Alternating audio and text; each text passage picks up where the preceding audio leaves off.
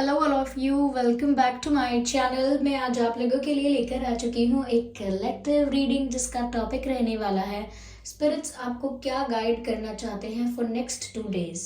Okay, आने वाले अगले 2 दिनों के लिए स्पिरिट्स, एंजल्स और आपके एंसेस्टर्स आपको क्या गाइड करना चाहते हैं, किन चीज़ों पर आपको ज़्यादा फोकस करना है, किन चीज़ों के लिए अटेंटिव और अवेयर रहना है यहाँ पर, उसके लिए हम आपको गाइडेंस देने की कोशिश करेंगे। ये रीडिंग जनरल है, कलेक्टिव है, तो ओपन माइंडेड होकर सुनिएगा। ओके व्यूअर्स, जबरदस्ती अपने आप को रीडिंग में फिट इन करने की कोशिश मत कीजिएगा। जितना आपके साथ रेजोनेट करता है उतना ही एक्सेप्ट कीजिएगा। ये रीडिंग टाइमलेस है, कितने भी समय बाद आप इस वीडियो तक पहुंचे हैं यह आपके साथ रेजोनेट कर सकता है। जब भी आप इस रीडिंग को देख रहे हैं, जब भी आप मुझे सुन रहे हैं, ये वीडियो आपके साथ तभी रेजोनेट करेगा क्योंकि अगर आप इस वीडियो तक पहुंचे हैं तो डेफिनेटली इसमें आपके लिए कोई ना कोई जवाब है, कोई ना कोई संदेश है। ओके व्यूअर्स, अगर आप ड्रीम टैरो चैनल पर पहली बार आए हैं और आपने अब तक सब्सक्राइब नहीं किया तो मैं आपसे रिक्वेस्ट करना चाहूंगी, सब्सक्राइब जरूर करें और बेल आइकन को प्रेस करना ना भूलें। ओके व्यूअर्स, इस बात का भी ध्यान रखिएगा कि मैं पर्सनल रीडिंग्स नहीं देती हूँ, तो कमेंट्स में दिए हुए किसी भी कॉन्टैक्ट डिटेल का विश्वास ना करें। आइए ज्यादा समय व्यर्थ नहीं करते हैं और रीडिंग स्टार्ट करते हैं। देखते हैं कि अगले 2 दिनों के लिए फॉर नेक्स्ट 2 days यहाँ पर आपके लिए क्या गाइडेंस है। Okay, stay positive.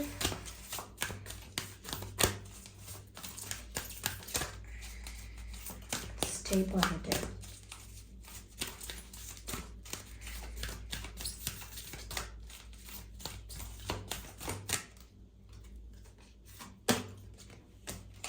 Omega Dragon. Okay. I hope you can see this card. Omega Dragon. Harness the divine feminine power of creation. Intention, hold your vision, birth the higher consciousness. Interesting, beautiful and very deep. Yeah. Viewers, आपके लिए next 2 days के लिए यहाँ पर ये guidance है जो कि हमें ओमेगा ड्रैगन से मिल रही है। ओके, यहाँ पर ऐसा लिखा है, harness the divine feminine power of creation.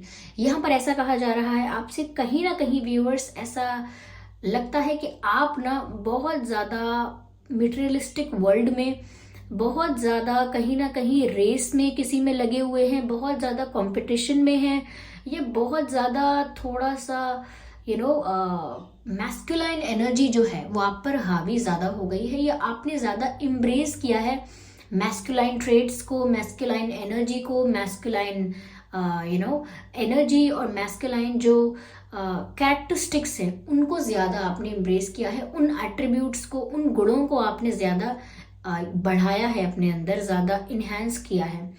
Okay, तो यहाँ पर ज़रूरत है व्यूअर्स कि आपको अपनी डिवाइन फेमिनाइन पावर है उसको हार्नेस करने की ज़रूरत है। कहीं ना कहीं आप उसको अपनी लाइफ में लेकर आइए, उसे भी उतना ही इन्हेंस कीजिए, उसे भी उतना ही ग्रो कीजिए, क्योंकि कहीं ना कहीं वो आपको चीज़ों को मेंटेन करना, क्रिएट करना, मैनिफेस्ट करना और उन चीज़ों को अपनी लाइफ में प्रिजर्व करना सिखाएगी।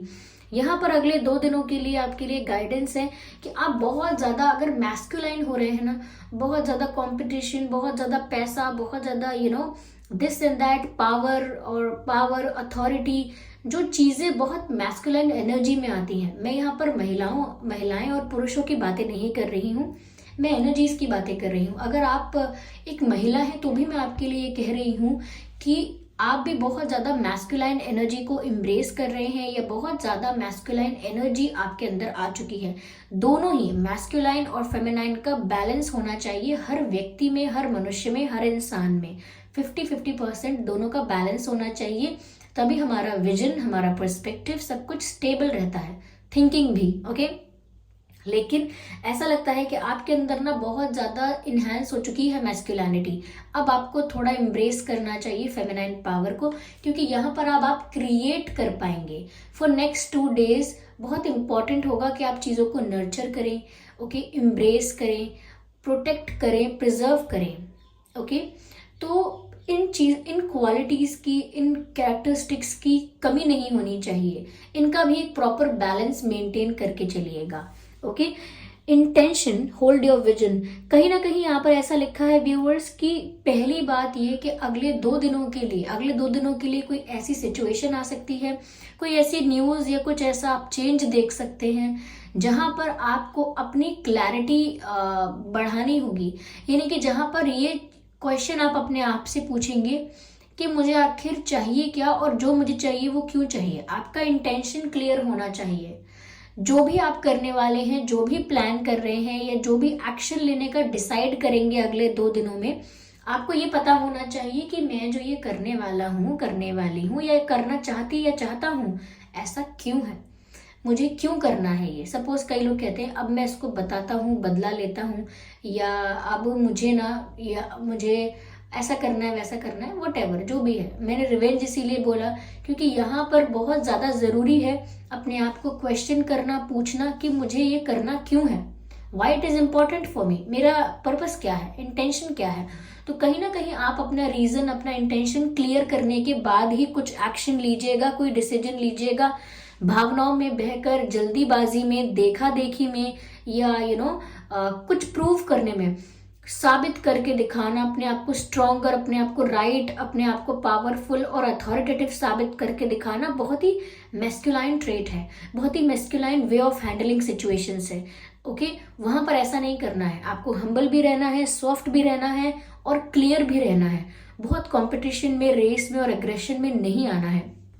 ओके, तो कहीं ना कहीं आपका इंटेंशन क्लियर होना चाहिए, जो कर रहे हैं वो क्यों कर रहे हैं। And hold your vision.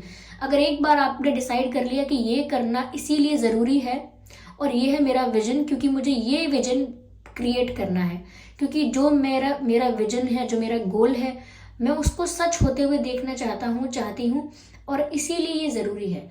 तो आपको पता है आप जो चीज कर रहे हो वो क्यों कर रहे हो, आपका विजन क्या है, आप चाहते क्या हो, अपने डिसीजन से क्या आउटकम चाहते हो, अपने डिसीजंस के क्या एक्शन चाहते हो, क्या एक्शंस, अपने डिसीजंस के क्या रिजल्ट्स चाहते हो, नॉट द एक्शंस। जो भी आप फैसला लेते हैं उसका कोई ना कोई परिणाम तो होता ही है। तो आपको ये पता होना चाहिए कि मैं अपने फैसले से कैसा परिणाम चाहता हूँ, ये चाहती हूँ, क्या अपेक्षा करता हूँ मैं।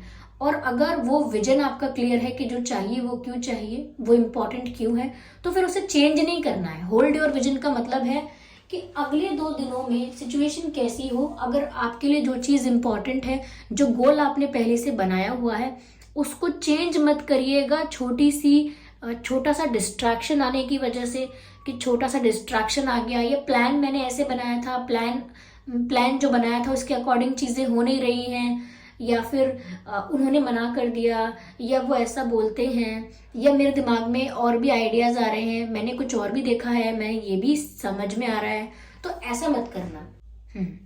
तो बार बार चेंजेस मत कीजिएगा अपने डिसीजंस में, अपने गोल्स में, अपने विजन्स में, क्योंकि विजन सिर्फ एक होता है।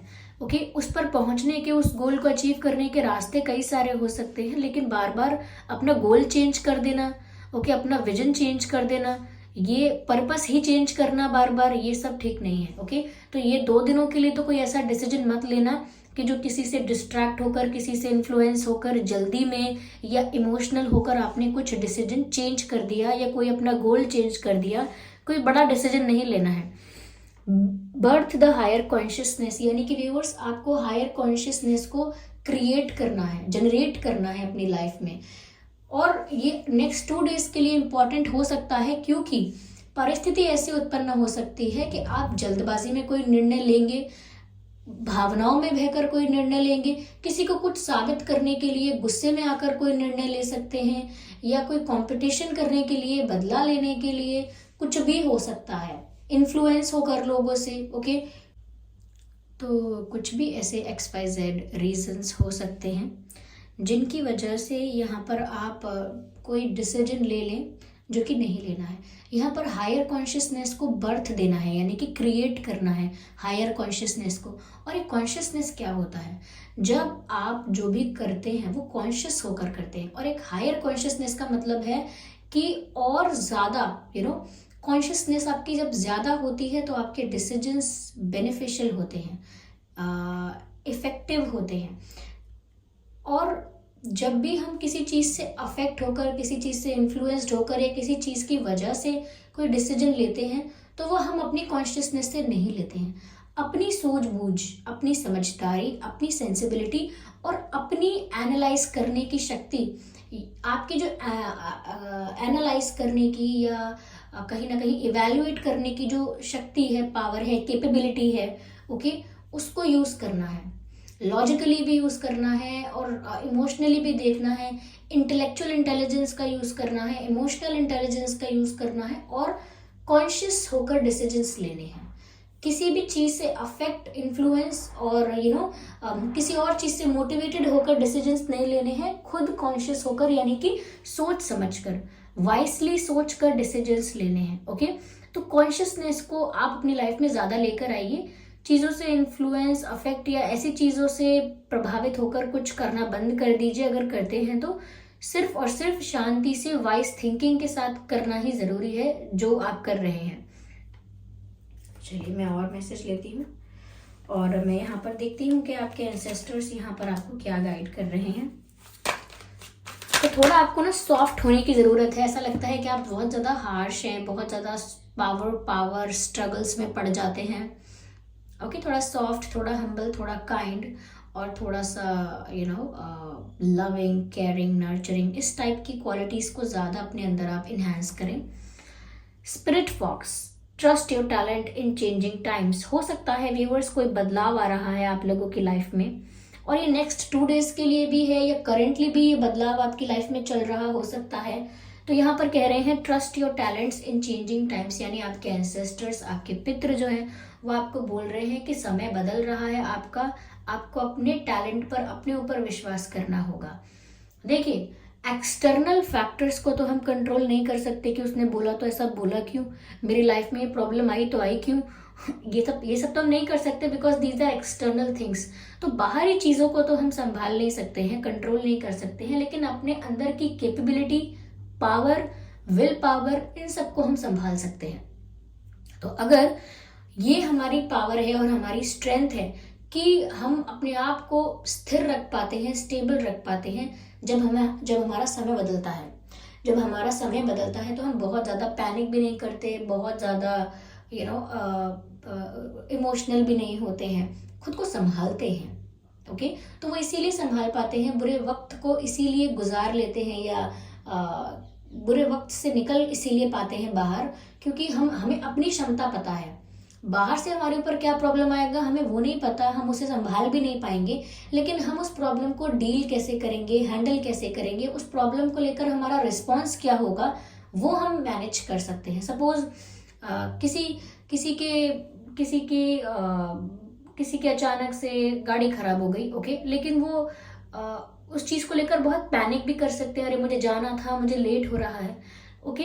और अगर पैनिक ना किया जाए, खुद पर विश्वास रखा जाए, तो ज़रूर आप शांति से सोचेंगे तो आप रास्ता निकालेंगे और आप खुद ही निकालेंगे, वो सोल्यूशन निकालने वाले भी आप खुद ही होंगे।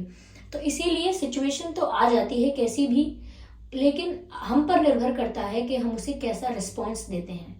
कहते हैं कोई बात नहीं होता है, या फिर हम एकदम परेशान हो जाते हैं, हम अपना सर पकड़ के बैठ जाते हैं, इट डिपेंड्स।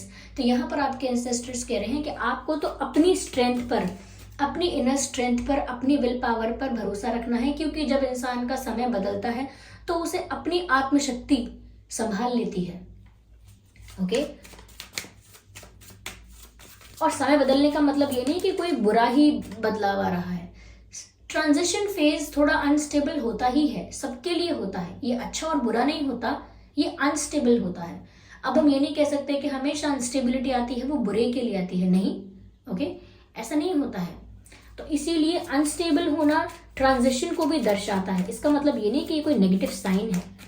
चलिए देखते हैं, not from this deck, okay, मैं इस डेक से एक मैसेज लेती हूँ and this is the last message.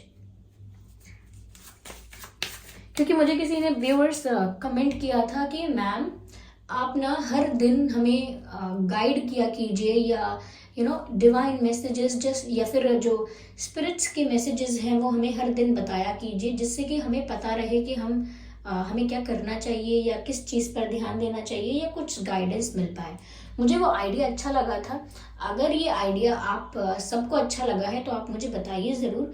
अगर ज़्यादातर लोग पसंद करेंगे इस सुझाव को तो मैं ज़रूर इसे कंसिडर करूँगी। ओके,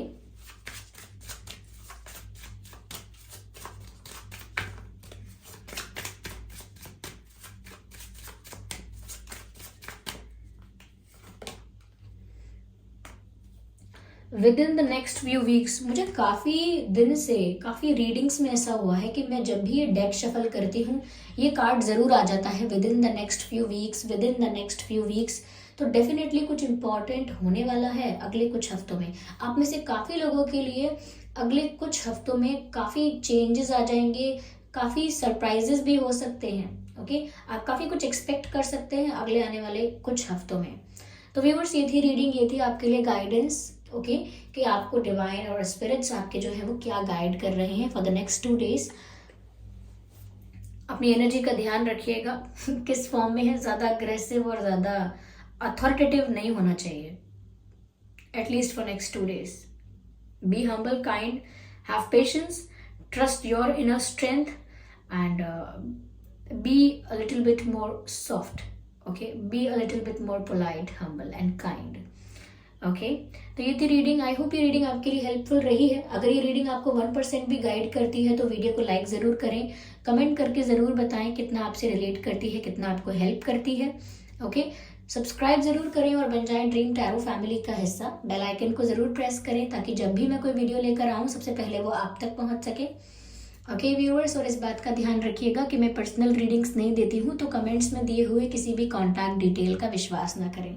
चलिए फिर मिलते हैं अगली रीडिंग में, तब तक के लिए bye bye family, bye bye angels, love you all, bye bye.